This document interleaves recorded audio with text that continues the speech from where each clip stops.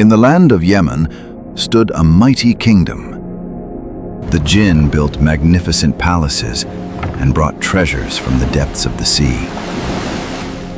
Just imagine, a voice that commands the wind, a command before which even the Jinn bow.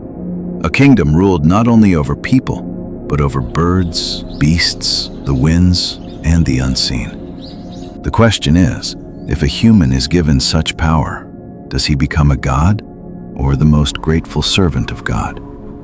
This is the story of Prophet Solomon. In Islamic history, there are certain names that instantly bring to mind power, wisdom, and justice, all at once.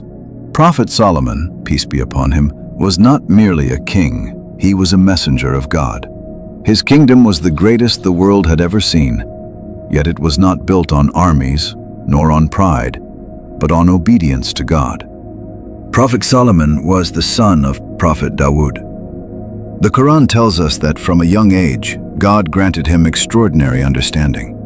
In a case where even elders were uncertain, God revealed to Solomon the truth of the matter.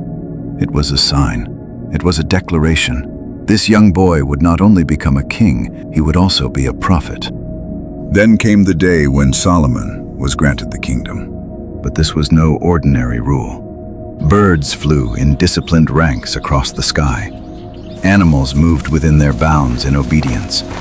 The Jinn built magnificent palaces and brought treasures from the depths of the sea. And the winds, at his command, they carried journeys of months in mere moments. The Quran declares, all of this was a blessing from God.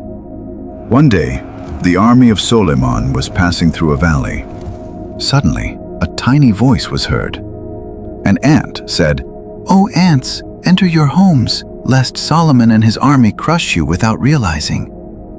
These words were heard by a prophet and by a king, and he smiled. But it was not a smile of power. It was a smile of gratitude. He prayed, "My Lord, enable me to be grateful for the blessings you have bestowed upon me." Sulaiman understood the language of birds. One day, the hoopoe returned with remarkable news. In the land of Yemen stood a mighty kingdom, Sheba. A woman ruled there, but she and her people worshipped the sun. Sulaiman did not raise a sword. He did not send an army. Instead, he sent a letter. In the name of God, the most merciful, do not exalt yourselves against me, but come to me in submission. This was not force, it was an invitation. When the queen of Sheba witnessed the court of Sulaiman, she recognized the truth, and she declared, "I submit to God, the Lord of all worlds." Sulaiman once made a prayer to his Lord, "My Lord, grant me a kingdom such as will not belong to anyone after me." And God answered his prayer.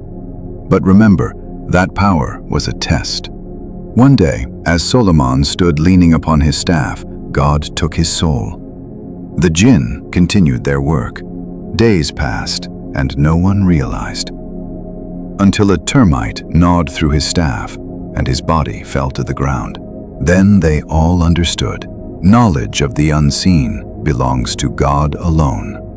The life of Sulaiman teaches us one powerful lesson. When you are given power, do not be arrogant. When you are blessed, be grateful. Today, people take pride in their strength and boast about their intellect. But the story of Sulaiman reminds us that true kingship lies in servitude to Allah. If this story has touched your heart, share it with others.